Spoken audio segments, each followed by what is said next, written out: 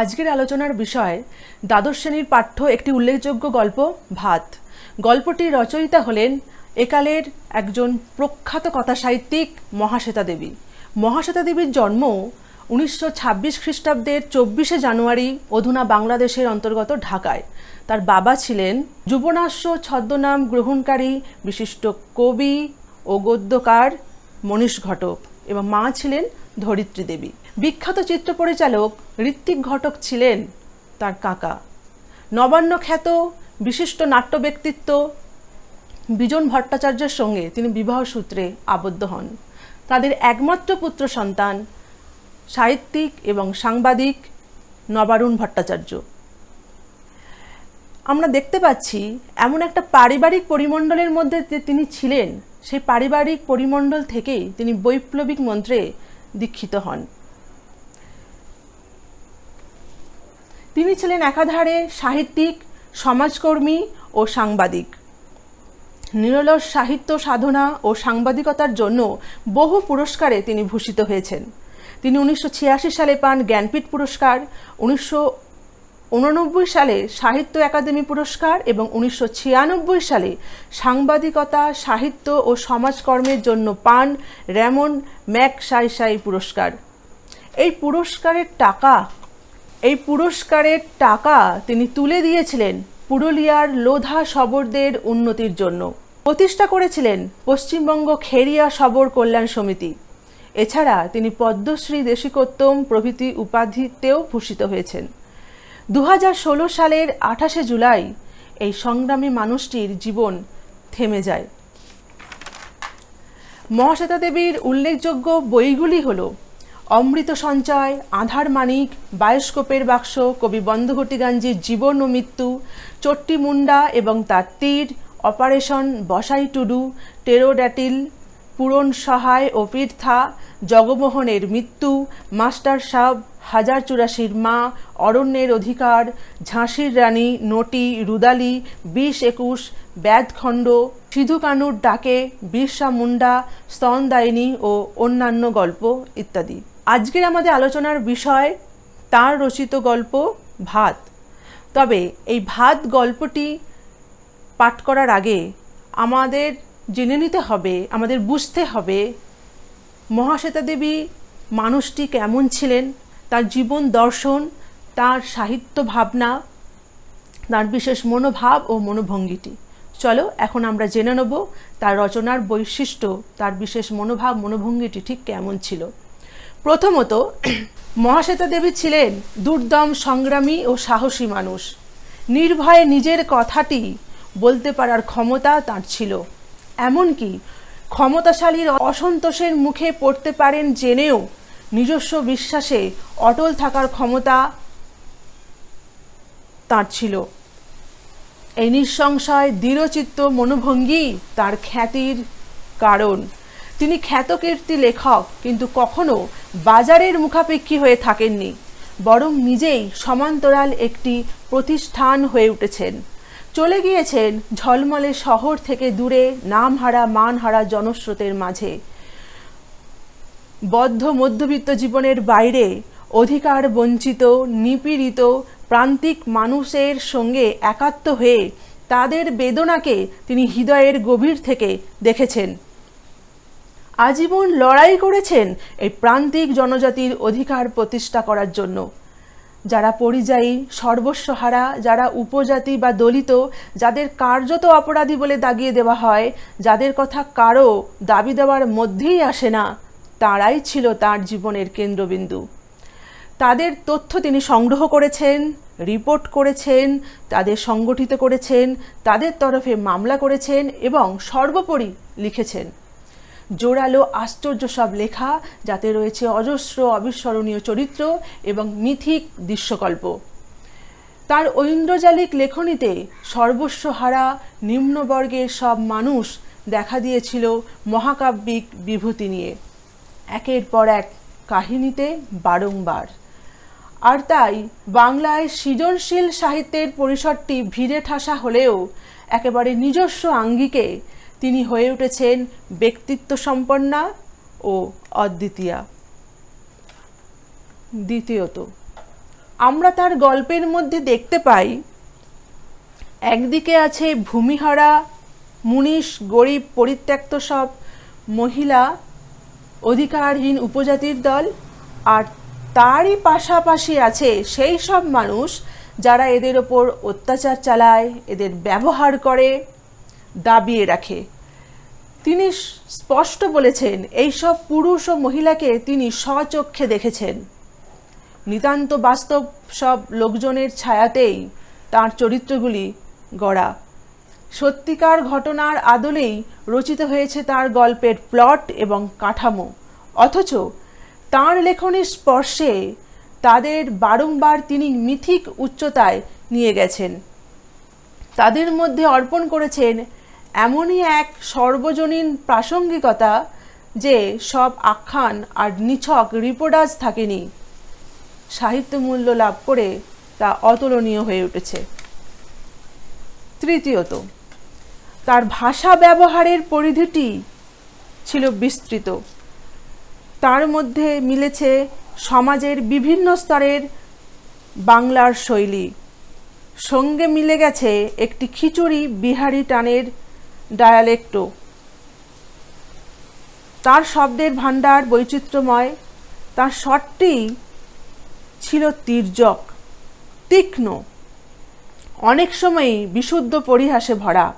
তার স্টাইল কঠোর এবং ঋজু, সেখানে মাঝে মধ্যে দেখা দেয় অপ্রত্যাশিত এবং তীব্র একটি লিরিসিজম, ঠিক তিনি যেমন সেরকমই। চতুর্থত, মহাশ্বেতা দেবীর গল্প বা লেখা নিয়ে অনেকেই বলেছেন তিনি প্রতিবাদের কথা বলেছেন, কিন্তু তিনি নিজে বলেছেন যে প্রতিবাদ নয়, আমি দলিলীকরণ করছি। ইতিহাস যেমন আগের কথা বলে, সেই সব বর্তমানের গল্প দলিল হয়ে রইল, এও একটা সময় ইতিহাস হয়ে দাঁড়াবে। তার সমস্ত লেখাই ইতিহাসের উপাদান ও সমাজতাত্ত্বিক উপাদান। সাহিত্য থেকে ইতিহাসের উপাদান অনেক সময়ই পাওয়া যায়। ঠিক তেমনই মহাশ্বেতা দেবীর বিভিন্ন গল্পের চরিত্ররা শুধুই চরিত্র নয়, তারা সমাজের এক একটি অংশের প্রতিনিধি, কখনো দলিত শ্রেণীর প্রতিনিধি, কখনো শ্রমিক শ্রেণীর প্রতিনিধি। তাই তার গল্পে আদিবাসী সমাজের প্রান্তিক মানুষদের সামাজিক জীবনের কথা, শোষণের কথা, প্রতিবাদের কথা ফুটে উঠেছে, তা এক অর্থে দলিলীকরণ। পঞ্চমত, তিনি মৌখিক ইতিহাসে বিশ্বাস করতেন, লোকজনের গল্পে বিশ্বাস করতেন, লোকজ্ঞানেও তার আস্থা ছিল অটল। এইসব তিনি বুনে দিয়েছেন তার কাহিনীমালায়। ঝাঁসির রানীকে নিয়ে তার লেখাটি গড়েই উঠেছে নানাবিধ আখ্যান, মত আর দৃষ্টিকোণের সমাহারে, যেগুলি তিনি সংগ্রহ করেছিলেন ঘুরতে ঘুরতে, একেবারে সাধারণ মানুষের সঙ্গে মিশে গিয়ে, কথা বলে, গল্প করে।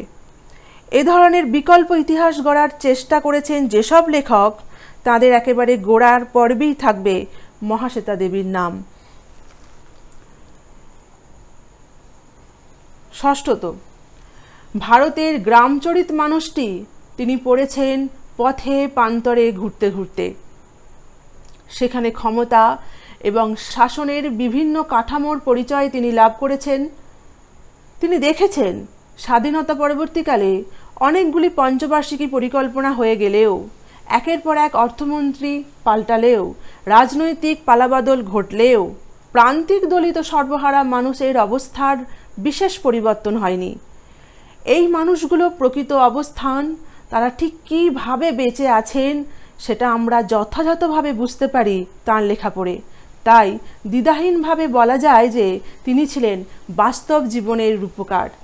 আলোচ্য ভাত গল্পটিও এদিক থেকে ব্যতিক্রম নয়। এই ভাত গল্পটি দেজ পাবলিশিং থেকে প্রকাশিত মহাশ্বেতা দেবীর শ্রেষ্ঠ গল্প সংকলন থেকে গৃহীত হয়েছে। 1982 খ্রিস্টাব্দের ম্যানিফেস্টো পত্রিকায় এই গল্পটি প্রথম প্রকাশিত হয়। চলো এখন আমরা ভাত গল্পটির পাঠ করব লাইন ধরে ধরে। গল্পটি অনেকটাই বড়, তাই একটা ক্লাসে এটা শেষ করা সম্ভব নয়। যেহেতু খুব গুরুত্বপূর্ণ একটা গল্প, তাই খুব সতর্কভাবেই আমাদের লাইন ধরে ধরে পড়তে হবে এবং বুঝতে হবে। চলো আমরা গল্পটি এবার পাঠ করব।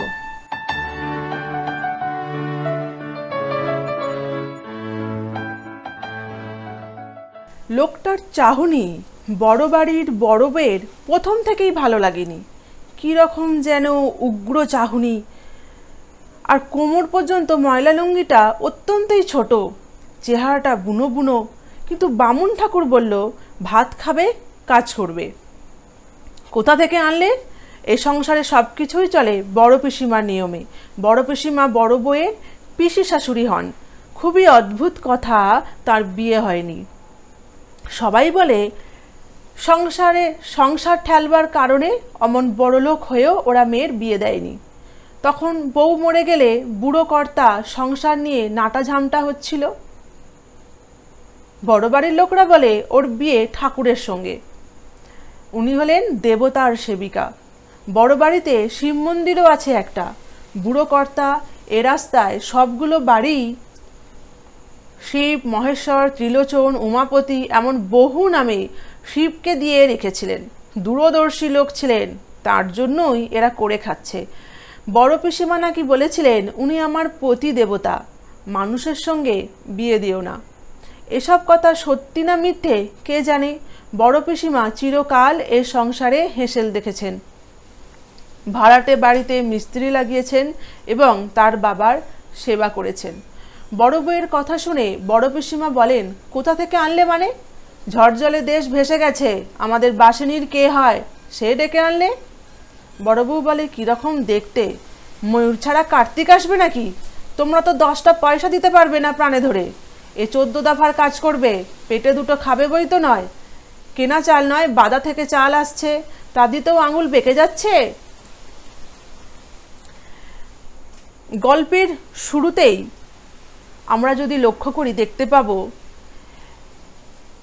এখানে যে প্রান্তিক ভূমি হারা, সর্বস্ব হারা মানুষটিকে মহাশ্বেতা দেবী উপস্থাপন করছেন, তার সম্বন্ধে তথাকথিত সভ্য, উচ্চবিত্ত, উচ্চ বর্ণের মানুষেরা কি ধরনের মানসিকতা পোষণ করেন সেটা আমরা দেখতে পাচ্ছি। লোকটার চাহনি বড় বাড়ির বড় বউয়ের প্রথম থেকেই ভালো লাগেনি। লোকটার চাহনি বড় বাড়ির বড় বউয়ের প্রথম থেকেই ভালো লাগছে না। কেন ভালো লাগছে না? কীরকম যেন উগ্র চাহনি। আবার কোমর পর্যন্ত যে লুঙ্গিটা পরে আছে, ময়লা লুঙ্গিটা পরে আছে, সেটা অত্যন্তই ছোট। চেহারাটা কেমন বুনো বুনো। এখানে প্রথম দুটো লাইনের মধ্যেই মানুষটার যে চিত্র আমরা পাচ্ছি, বড় বউয়ের দৃষ্টিভঙ্গি থেকে আমরা যে চিত্র পাচ্ছি এই প্রান্তিক মানুষটির, সেখানে আমরা দেখতে পাচ্ছি যে একটা উগ্র চাহনি তার মধ্যে আছে, একটা বুনো বুনো তার চেহারা, অর্থাৎ বুনো বুনো মানে পশুর মতো তার যেন দৃষ্টি। কিন্তু বামুন ঠাকুর বলল, ভাত খাবে, কাজ করবে। সে কাজ করতে এসেছে দুটো ভাত খাওয়ার জন্য। এখানে সে যে না খেয়ে খেয়ে তার ভিতরের যে ক্ষুধা তাকে পশুত্বে টেনে নিয়ে যাচ্ছে, সে যে মানুষ থাকছে না, তার লজ্জা নিবারণ করার জন্য সে যে বস্ত্র পরিধারণ করতে পারছে না, সেটা যেন তারই দোষ। এখানে তার প্রতি বড় বাড়ির বড় বউয়ের যে ঘৃণা আমরা দেখতে পাচ্ছি, এটা আসলে বড় বাড়ির বড় বউয়েরই শুধু নয়, আমাদের সমাজে যারা উচ্চবিত্ত, যারা 4 বেলা পেট ভরে সুখে শান্তিতে খায়, যাদের পরিশ্রমও হয়তো করতে হয় না, সুখে জীবনযাপন করে, যাদের কোনো অভাব কি না খাওয়ার যন্ত্রণা কি, খিদের জ্বালা কি, যে অভিজ্ঞতা যাদের নেই তারা বুঝবে কি করে এই মানুষটির অনুভূতি। খুব সুন্দরভাবে কোনো ভনিতা না করেই এখানে লেখিকা না বলে লেখক বলাই ভালো, এখানে লেখক তার বক্তব্যকে প্রথম থেকেই জোরালোভাবে সরাসরি উপস্থাপন করছেন। মহাশ্বেতা দেবীর বক্তব্যের মধ্যে যে একটা তীক্ষ্ণতা আছে, একটা ব্যঙ্গ আছে উচ্চবিত্তের প্রতি, তার যে বিরূপ মনোভাব তিনি নিজেই পোষণ করতেন, তাদের এই অন্তঃশ্বাসশূন্য দিকটির প্রতি তার যে একটা বিদ্বেষ ছিল, তিনি সেগুলো সহ্য করতে পারতেন না, সেই ঢং যে তুমি সহ্য করতে পারতেন না, এখানে সরাসরি ব্যঙ্গ করেই যেন তিনি তুলে ধরেছেন। এখানে আর একটা দিক দেখতে পাচ্ছি যে এখানে বড় বাড়ির বড় বউ আর একটা যে চরিত্র আমরা আসছে সেটা হলো যে বাড়ির যে কর্ত্রী পিসিমা সম্বন্ধে অনেকগুলো প্রশ্ন এখান থেকে ছোট প্রশ্ন আসতে পারে। যে খুবই অদ্ভুত কথাটা কি, যে তার বিয়ে হয়নি কেন, এখানে সেটাও একটা প্রশ্ন হতে পারে। যে অনেকে বলে যে তার ঠাকুরের সঙ্গে বিয়ে হয়েছে, বড় বাড়ির যে শিব মন্দির আছে শিব ঠাকুরের সঙ্গেই তার বিয়ে হয়েছিল, বা এবং তিনি নিজেও চেয়েছিলেন যে মানুষের নয়, তিনি পতিদেবতা হিসেবে শিব ঠাকুরকেই তিনি গ্রহণ করেছেন।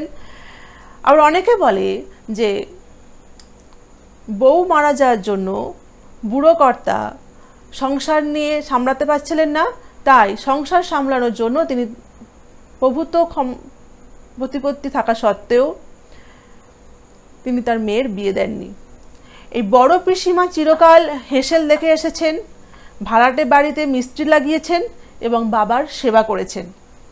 এখানে আরেকটা প্রশ্ন আসতে পারে যে বুড়ো কর্তা তার যে অনেকগুলো বাড়ি ছিল শিব ঠাকুরের নামে, শিব, মহেশ্বর, ত্রিলোচন, উমাপতি, এইসব নামে বাড়িগুলো নামকরণ করেছিলেন। দূরদর্শী লোক ছিলেন। দূরদর্শী লোক বলতে কাকে বলা হয়েছে? এখানে দূরদর্শী লোক বলতে বুড়ো কর্তাকেই বলা হয়েছে। অর্থাৎ সেই বুড়ো কর্তা হলো যে পিসিমার যে বাবা।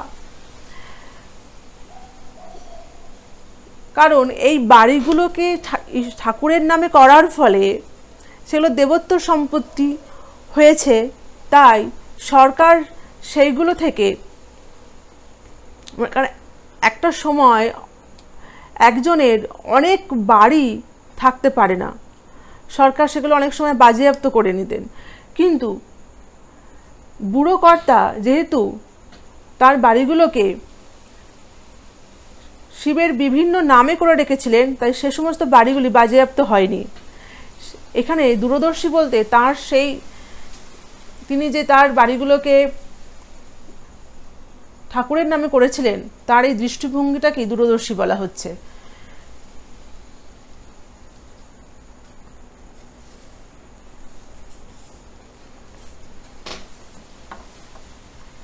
বড় বউ চুপ করে যায়। বড় পিসির কথায় আজকাল কেমন যেন একটা ঠেস থাকে। তোমাদের মানে কি? বড় পিসিমা কি বন্য বাড়ির লোক নাকি? বড় পিসিমা শেষ খোঁচাটা মারেন। তোমার শ্বশুরই তো মরতে বসেছে বাছা, সেজন্যই হোমযজ্ঞী হচ্ছে, তার জন্য একটা লোক খাবে। বড় বউ কোনো কথা বলে না, সব কথাই সত্যি। তার শ্বশুরই মরতে বসেছে। 82 বছরটা অনেক বয়স, কিন্তু শ্বশুর বেশ টনক ছিলেন। তবে ক্যান্সার বলে কথা, ক্যান্সার যে লিভারে হয় তাই বড় বউ জানতো না। বড় বউ প্রায় দৌড়ে চলে যায়। এখানে কিন্তু অনেকগুলি ছোট প্রশ্ন আমরা পাচ্ছি যে বড় বউয়ের শ্বশুর মশাইয়ের বয়স কত? 82 বছর। তিনি কোন রোগে আক্রান্ত হন? তিনি লিভার ক্যান্সারে আক্রান্ত হয়েছেন। আজ অনেক কাজ। মেজে বউ উনুন পাড়ে বসেছে। শাশুড়ির মাছ খাওয়া বুঝি ঘুচে যায়, তাই অনেক দিন ধরে বড় ইলিশ, পাকা পোনার পেটি, চিতলের কোল, ডিম পোড়া ট্যাংরা, বড় ভেটকি মাছের যজ্ঞি লেগেছে। রেঁধে বেড়ে শাশুড়িকে খাওয়ানো তার কাজ। রেঁধে বেড়ে শাশুড়িকে খাওয়ানো কার কাজ? মেজো বউয়ের কাজ। কেন সে রেঁধে বেড়ে শাশুড়িকে কি খাওয়াচ্ছে? যে শাশুড়ি খুব শীঘ্রই যদি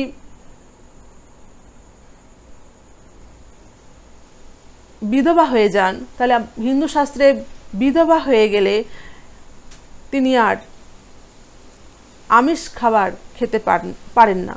তাই মেজে বউ উনুন পাড়ে বসে আছেন এবং শাশুড়িকে তার পছন্দ মতো বিভিন্ন মাছের পদ রান্না করে খাওয়াচ্ছেন। শ্বশুরের ঘরে নার্স, বড় বউ এখন গেল সে ঘরে। সে একটু বসলে পরে নার্স এসে চা খেয়ে যাবে। সেজো ছেলে বিলেতে, তার আসার কথা ওঠে না। ছোট মেজো বড় ঘুমোচ্ছে। তাহলে বড় বউয়ের শ্বশুর মশাইয়ের কটা ছেলে? 4টে ছেলে। সেজো ছেলে কোথায় থাকে? বিলেতে থাকে। আর বড়, মেজো এবং ছোট তারা কি করছে? ঘুমোচ্ছে। এবারের ছেলেরা বেলা 11টার আগে ঘুম থেকে ওঠে না। এটাও ছোট প্রশ্ন হিসাবে আসতে পারে। বেলা 11টার আগে ঘুম থেকে ওঠে না, সেজন্যই তাদের চাকরি করা হয়ে ওঠেনি। 18খানা দেবত্র বাড়ি আর বাদা অঞ্চলে অসাগার জমি থাকলে কাজ বা করে কে? কটা দেবত্র বাড়ি আছে? 18খানা। আর বাদা অঞ্চলে অসাগর জমি আছে। বাদা অঞ্চল বলতে জল জঙ্গলপূর্ণ নিচু অঞ্চলকেই বলা হয়। বাদা অঞ্চলে অসাগর জমি, অসাগর হচ্ছে মিষ্টি জলের যে জমি। তাহলে এই বড় বাড়ির ছেলেরা চাকরি করতে পারেননি কেন? কারণ এরা 11টার আগে ঘুম থেকে ওঠে না। আর কাজ করার তো দরকার নেই, 18খানা দেবত্র বাড়ি আছে, তার ভাড়া, আর বাদা অঞ্চলে অসাগর জমি আছে, সেখান থেকেই তাদের যে চাল আসে। সুতরাং তাদের তো কোনো অভাব নেই, তাদের কাজ করার প্রয়োজন পড়ে না। শ্বশুরের ঘরে বসে বসে বড় বউ ভাবতে চেষ্টা করে শ্বশুর নেই, সে অবস্থাটা কেমন হবে। ক্যান্সার, লিভারে ক্যান্সার, তা আগে বোঝা যায়নি, বোঝা গেল যখন, তখন আর কিছু করবার নেই। বড় বউ ভাবতে চেষ্টা করে তখনও চাঁদ সূর্য উঠবে কিনা। শ্বশুর তার কাছে ঠাকুর দেবতা সমান। তার জন্য দই পেতে ইসবগুল দিয়ে শরবত করে দিতে হতো। শত ঠাকুর আসুক, তিনি খেতে আসার 5 মিনিট আগে বড় বউকে করতে হতো রুটি লুচি। তার বিছানা পাততে হতো, পা টিপতে হতো, কত কাজ করতে হতো সারা জীবন ধরে। এখন সেসব কি আর করতে হবে না? কে জানে। এখানে বড় বউয়ের এই মানসিকতাটাও বেশ গুরুত্বপূর্ণ, যে বড় বাড়ির বড় বউ সারা জীবন তার শ্বশুর মশাইকেই ঠাকুর দেবতার ভেবে এসেছেন। কারণ শত ঠাকুরে এলেও, অর্থাৎ যে কোনো পুজো পার্বণ হলেও সেগুলো ছেড়ে তার শ্বশুর মশাইকেই সবসময় সেবা করতে হতো। তার ঠিক টাইমে খেতে বসার আগে 5 মিনিট আগে রুটি লুচি করতে হতো, তার পা টেপে দিতে হতো, তার বিছানা পাততে হতো। এই সারা জীবন ধরে বড় বউ এই কাজগুলো করে এসেছে। তাই এটাই তার প্রাত্যহিক জীবনের একটা রুটিন হয়ে উঠেছে। তাই শ্বশুর মশাই ছাড়া তার জীবনটা কেমন হবে, তখন চন্দ্র সূর্য উঠবে কিনা সেটা ভাবছে। অর্থাৎ তার জীবন এটাই সে ভেবে নিয়েছিল। এখানে বড় বউয়ের চিত্রটাও কিন্তু আমাদের বাঙালি পরিবারের একটা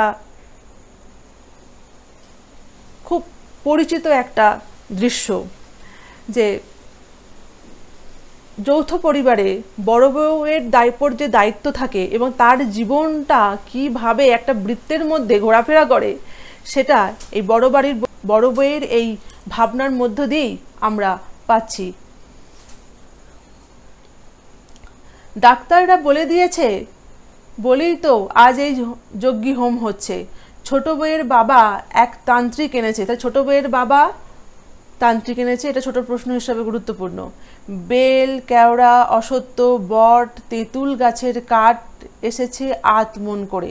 তাহলে আদমন করে কোন কোন গাছের কাঠ এসেছে এগুলোও কিন্তু প্রশ্ন হিসেবে আসতে পারে। বেল, কেওড়া, অশ্বত্থ, বট, তেঁতুল, সেগুলো সব এক মাপে কাটতে হবে। কালো বিড়ালের লোম আনতে গেছে ভজন চাকর। তাহলে কালো বিড়ালের লোম আনতে গেছে কে? ভজন চাকর, এটা গুরুত্বপূর্ণ। শ্মশান থেকে বালি, এমন কত যে ফরমাস। তাহলে হোম যজ্ঞের জন্য কি কি উপকরণ লাগছে সেটাও কিন্তু প্রশ্ন হিসেবে এলে এখানের থেকে এই কথাগুলি কিন্তু বলতে হবে।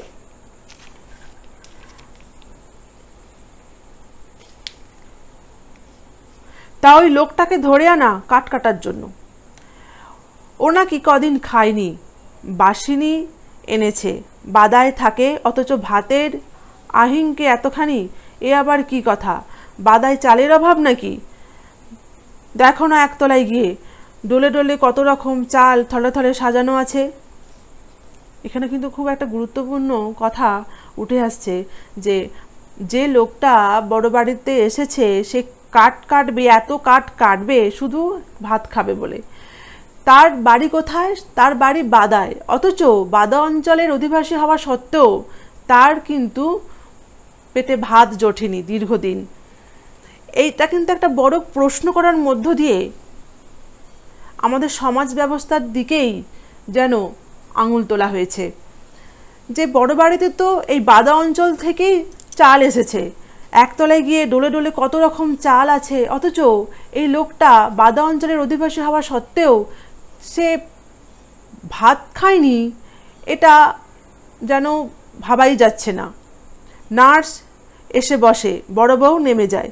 এটা কিন্তু বড় বউ ভাবছে যে আমাদের বাড়ির নিচে তো এত চাল আছে, বাদা অঞ্চল থেকেই সেই চালগুলো এসেছে, অথচ যে লোকটা বাড়িতে এসেছে সে নাকি বাদা অঞ্চলের অধিবাসী হওয়া সত্ত্বেও সে ভাত খায়নি, এটা বড় বউ ভাবতে পারছে না। নার্স এসে বসে, বড় বউ নেমে যায়। আজ খাওয়া দাওয়া ঝপ করে সারতে হবে তান্ত্রিক হোমে বসবার আগে। হোম করে তান্ত্রিক শ্বশুরের প্রাণটুকু ধরে রাখবেন। তান্ত্রিক নিচের ঘরে হলঘরে বসে আছেন। বড় বসিমা বলেন, নামতে পারলে বাছা, চালগুলো তো বের করে দেবে। এই যে দি, ঝিঙে শাল চালের ভাত নিরামিষ ডাল তরকারির সঙ্গে, রামশাল চালের ভাত মাছের সঙ্গে। বড়বাবু কনক পানি চাল ছাড়া খান না। মেজো আর ছোটর জন্য 12 মাস পদ্মজালি চাল রান্না হয়। বামুন চাকর ঝিদের জন্য মোটা সাপটা চাল। বাদার লোকটি কাট কাটতে কাটতে চোখ তুলে দেখে, চোখ ঠিকরে বেরিয়ে আসে তার। এই লাইনটা খুব গুরুত্বপূর্ণ, চোখ ঠিকরে বেরিয়ে আসে তার। আর এখান থেকেও কিন্তু একটা যে প্রশ্ন হতে পারে যে বড় বাড়িতে কত রকমের চালের ভাত রান্না হয় এবং কোন কোন চালের ভাত কোন কোন পদের সঙ্গে খাওয়া হয়। ঝিঙে শাল চালের ভাত খাওয়া হয় নিরামিষ ডাল তরকারির সঙ্গে, এটা একটা প্রশ্ন হিসাবে আসতে পারে। রামশাল চালের ভাত মাছের সঙ্গে, এগুলো একটা প্রত্যেকটাই একটু গুরুত্বপূর্ণ ছোট প্রশ্ন হিসাবেও। বড়বাবু কোন চালের ভাত খান? বড়বাবু কনক পানি চালের ভাত খান। আর মেজো এবং ছোট 12 মাস খান পদ্মজালি চাল। আর বাড়ির আর সব ঝি চাকরদের জন্য মোটা সাপটা চালে রান্না হয়। এতগুলো চাল বাদার লোকটি দেখে তার চোখ ঠিকরে বেরিয়ে আসে।